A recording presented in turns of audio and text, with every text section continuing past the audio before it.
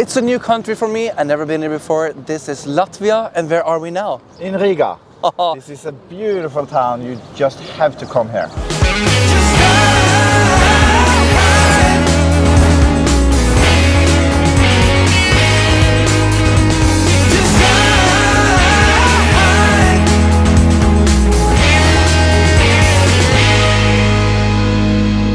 So if you saw the last episode, we were just arriving with a bus behind us with a Lux Express all the way from Vilnius, Lithuania. And now we are here in Riga.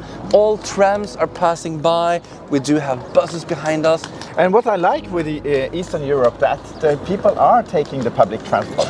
And I love that as well, because then you get a more alive city and people are actually meeting each other in every daily life situations. So here today we are going to, of course, explore the city. We're going to test out some public transport systems, but we're also going to a special place for us in Bussmagasinet. For the last, I think it's more than 10 years, maybe 12 years, I have been printing the magazine here in Riga. Some of you have probably only seen our videos, and you probably also don't know that we are actually from the beginning a magazine. So today we will take you to the heart and where the production of the Bussmagasinet really is.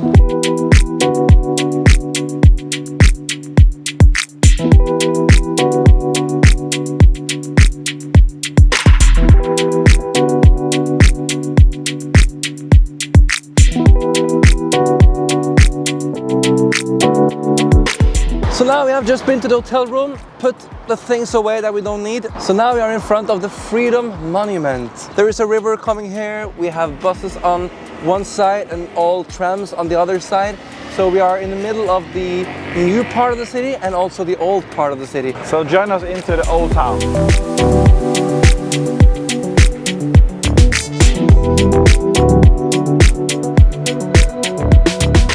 This is what I really like with the big cities, when you can have a park. A lot of people, beautiful flowers and a canal. It's perfect.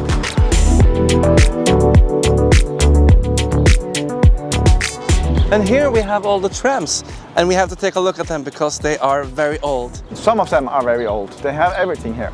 Close to like 5-6 years old trams and up to 50 years old trams. And you also have a lot of trolley lines in the city. I like the old ones better. But here we don't have the old trolley buses like we saw in Vilnius. Here it's Solaris buses, we have Iris buses with Skoda driveline, but we have the old trams here, and Vilnius didn't have any tram. So let's see if we can find some old trams coming on this route. But one thing I can see already, when we was in Vilnius, it was no people. We were alone in that city, but here it's a lot of people. I think this is more a touristic destination than Vilnius is. Maybe, yeah. And here we have a tram, after standing here quite a long time actually. This is not the oldest one I have seen. Maybe from the 80s. But the thing is, it can also be quite new, but it looks like it's quite old. It's funny to see because the tram stop is in the middle of the street. The cars is running on both sides, so you just have to be careful when you jump out. But I think this model is running in quite many Eastern European cities. I feel like I've seen exactly this model before. And we have to mention that there is a woman behind the steering wheel. And when we have seen in the buses and trams in the city, there's a lot of girls working. It's perfect. And the same in Vilnius. A lot of girls working behind the steering wheel of the buses and also here in the trams. It's nice to manage female drivers. It's perfect. So let's go into the old town. Yes, let's take a look.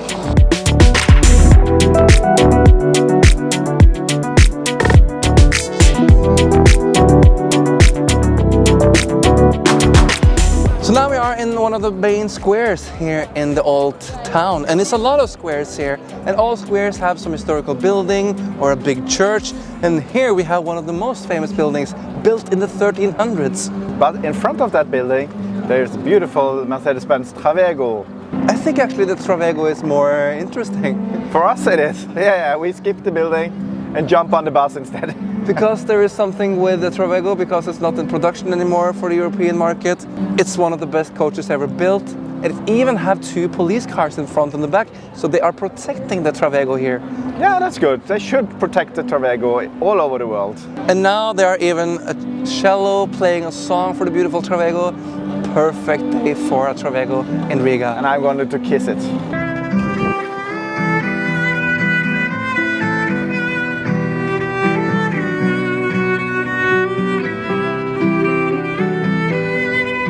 And behind me we actually have the hockey team. Not sure what team it is, but everyone is cheering and clapping. So of course they're driving a Travego, so they have to be happy.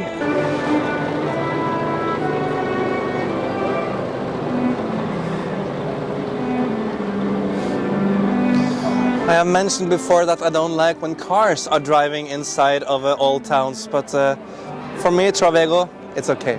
Yes, absolutely okay.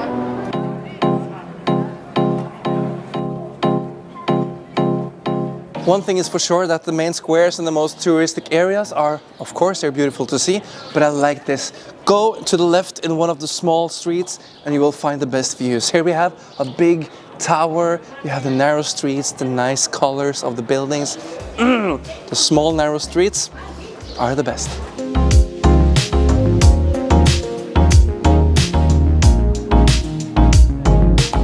Now we have been walking around in the old city of Riga, and Magne, what did you find? We found Pils, and in Pils in Latvian means castle, but in Pils in Norwegian means beer. So here is a very big beer behind us. Beautiful building, but we tried to get in somehow. We just figured out that the castle is from the 1330s. That is similar to some other buildings in the old city, so it seems like this old city was built up around 1300. Latvia has about 1.8, almost actually 1.9 million inhabitants. And in Riga there is about 660,000 people living. So most of the people in this country is living here in Riga, and then you have people populated around in smaller cities. To get around the country there is bus connections and you also have train connections, so there is easy to get around here in the country, but I think many people are using cars because it's a lot of traffic everywhere. And they're also on the way to get more and more electric cars. They don't have any tax and it's free charge and no road tax. I know people here that have already changed their old petrol and diesel cars to electric cars. So it's going in the same direction that we have done in Norway. Let's go on to the bridge. But it's too much trees to see the castle, so we just have to see it here from a distance. Yes, so instead we are enjoying this bridge that you already know the name of. Vansu Bridge. Yes. It's even in the postcards from the city, so it's probably a very famous bridge. I can see right away that I'm not so safe to walk on the bridge. It's a lot of rust on it. Oh my god. Oh my god. Yes, it's a lot of rust hole all the way. All the way, it's true. Yeah. Wow. And there's so many cars here all the time. Oh yeah. I think we have to find a bus. We will go and see where Bussmagasinet is actually made. It's made in my office, where it's printed. That's very true. Yeah. And we have no idea how to get there, so what do we normally do? We take the bus. And we don't know the numbers, we don't know the lines.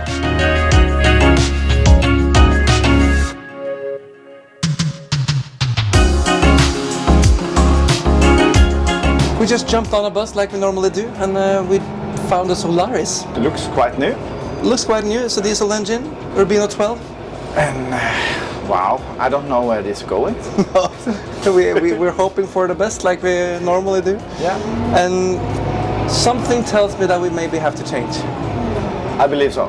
And that's what I used to do. But the good thing is actually people on board. That means people are going somewhere, so we can jump up somewhere and maybe take another bus to try to see if we can get back somewhere. We had to jump off the bus because we were absolutely in the wrong direction. Yeah, we were on the way to Russia, maybe? And now we found a store we had a lot in Norway before. This is Rimi. Yes. I missed those stores. I had a Rimi where I shopped. Old Citaro. I like to see those old buses. You have a lot of them in this part of Europe.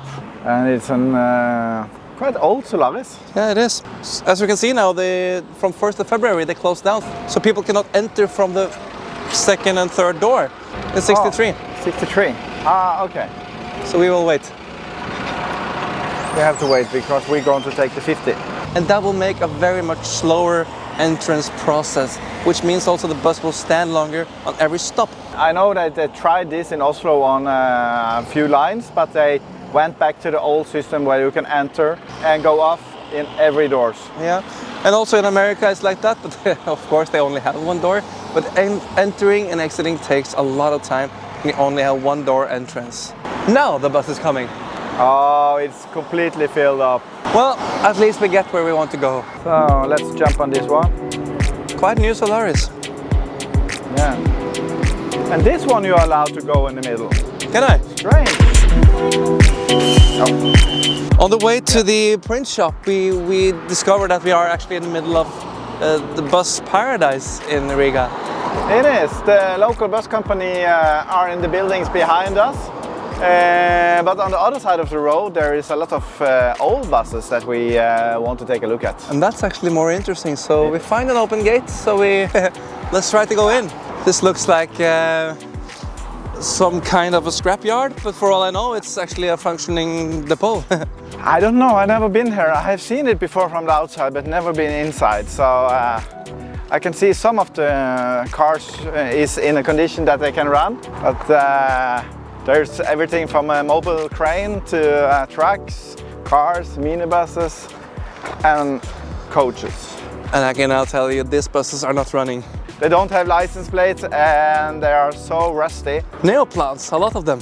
Yeah. And the train.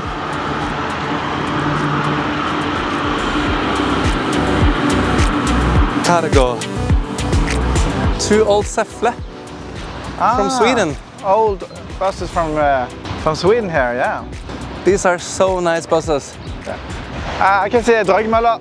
A very old dragmøller. Yes. And Säffle buses and Neoplan buses and an old Mercedes-Benz. And it's always beautiful and amazing to see this old Starliner. It was only in production for a few years before they made a new one. But you can easily recognize them on the road when you have the 4 lights in the front, 4 headlights on both sides, and the triangle window. It's sad to see the poor condition because this is a very, very great bus. I'm trying to find out which type of body this is. I really don't know. But it looks like an original Mercedes-Benz body. All the windows have the Mercedes-Benz stars. So it's maybe a Turkish build one. So it was nice seeing some old buses, but now we have to go to the print shop. So here it is. This is the print shop. This is where the bus magazine will be printed, or is printed, for the last 12, 13 years, I believe. Wow. So all the magazines you have been printing last years has been made here. They have been made here, yes. Printed here and then ship it back to Norway and distributed by the Norwegian Post. Cool. It's fun to see because I've been writing for you the same amount of time. I think I've been writing for the magazine as many years as you have been printing here. So this has been the only place I had my pictures on the print.